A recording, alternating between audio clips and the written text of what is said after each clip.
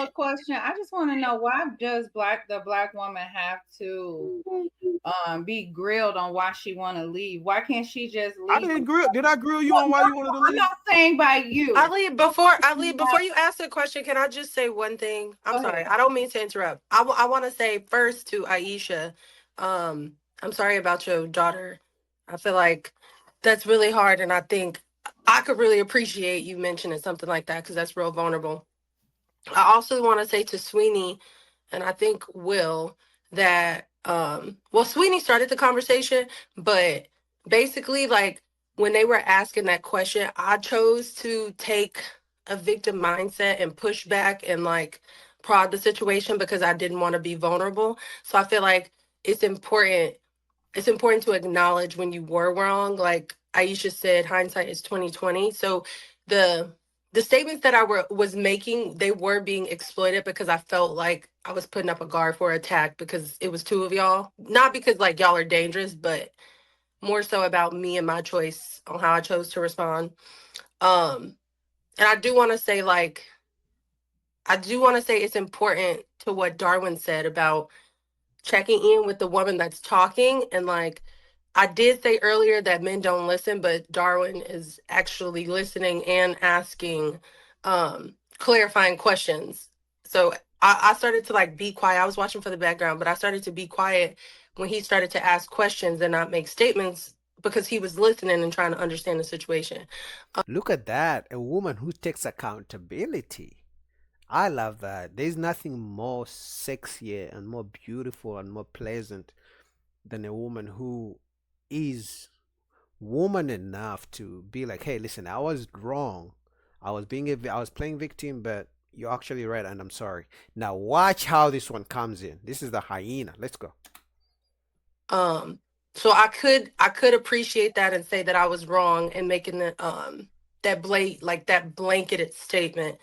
Uh, and also acknowledge that like you displaying behaviors that I've seen but I'm unfamiliar with, which is why I made that blanketed statement.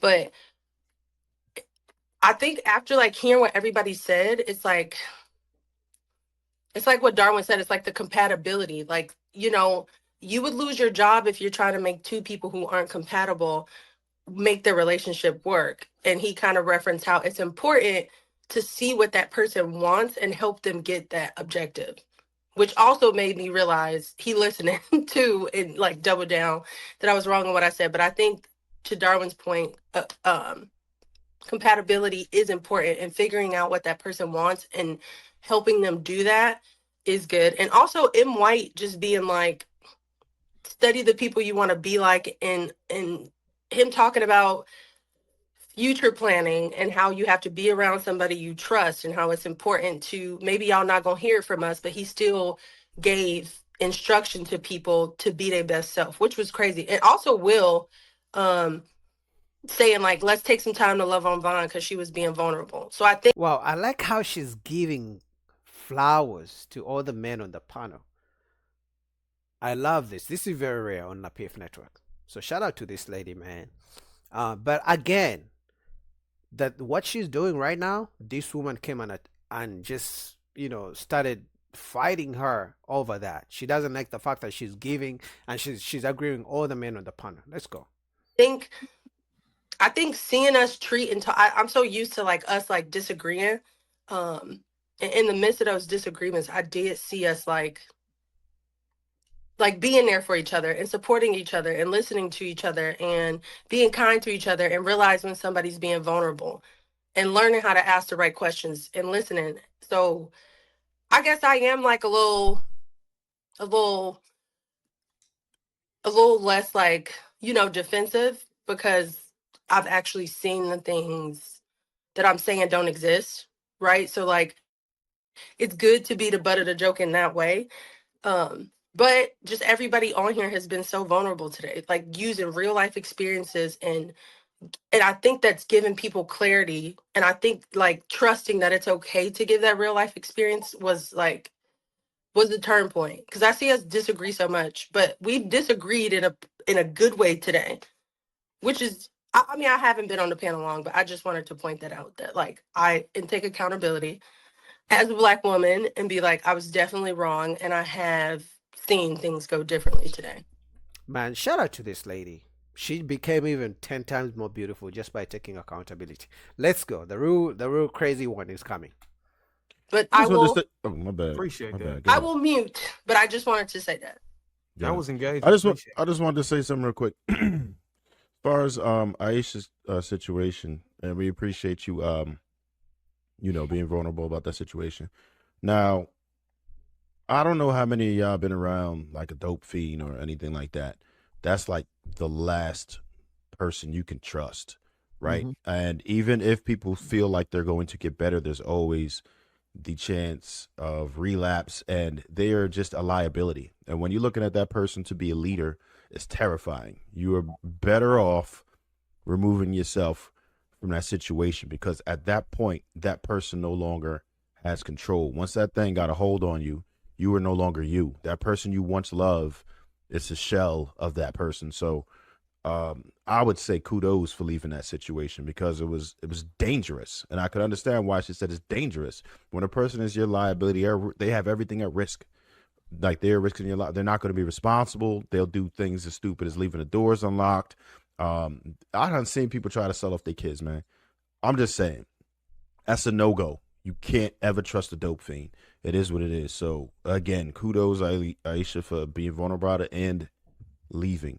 What Yeah, about the other I was risk? going. I'm gonna I say was going. real quick before I was interrupted. I'll let you go, Sweeney. I just want to say, to speak on someone else's relationship, to listen to them be vulnerable and then judge and be like, well, you should have stayed or you could have worked through that. We got to get out of that. We got to, like, I like the fact we came to an empathetic stance, and some people actually encouraged her and said, hey, I'm glad you left, because it's too many times that the woman stays and then she's on the news and then y'all like, oh, she should have left. Like, we can't win. So let's stop judging each other's relationships. Let's stop asking each other, why did you leave? Wow, that wasn't a good enough reason.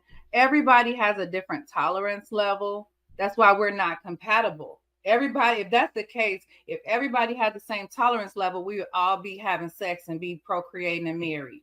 The reason why you have one person out of 7 billion people is because of what you're willing to tolerate. So if she want to leave because he on drugs, let her leave. If she want to leave because her man doesn't listen to her and validate her feelings, she has every right to go find a man that does. Yeah, but we just cannot promote people leaving relationships for reasons that they can work out. I'm not happy, let me leave. But why are you unhappy? Did you communicate that? Are you over demanding? Are your expectations too high? Are you wanting a perfect marriage, perfect relationship? Okay, he didn't take the trash out. Now you want to get a divorce? Because clearly the divorce rate is so high because of some of the reasons like that. So we cannot preach people just leaving all the time. And if you're not happy for any reason, now there are valid reasons, like DV cases and drug addictions and stuff like that. If they're core issues, sure. But these petty reasons, he didn't take the trash out, he didn't call me yesterday, he didn't text me a good morning or whatever, those things like that, those things can be worked out. Honestly, it shouldn't lead to an end and break of a family structure just because of petty reasons, because you're not happy. Let's stop telling our women to stay, and then when they stay and they end up on the news, then it's like she should have left. Let's mind our They business. always end up on the But news. you just have to, Ali, they were about to say that. I feel like as women, sometimes we have to be quiet and let them reach that point. Facts. Like, I feel like they were so close to getting there.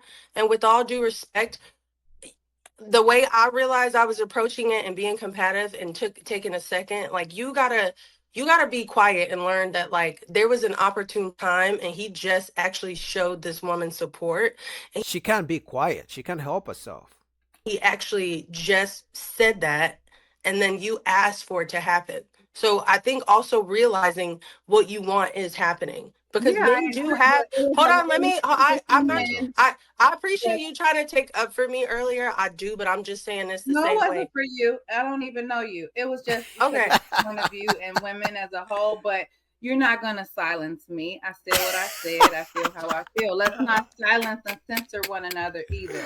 I will acknowledge that there were some men that did agree with you, but there were some men that didn't. So I said, as going forward, let's just make it a standard to respect each other's relationships and mind each other's business and stop asking each other questions on, oh, you should. But that's the use of the panel. If you don't want to ask each other questions, that's the use of the panel, to get down to the root cause of why dating and relationships between black women and black men is not working out.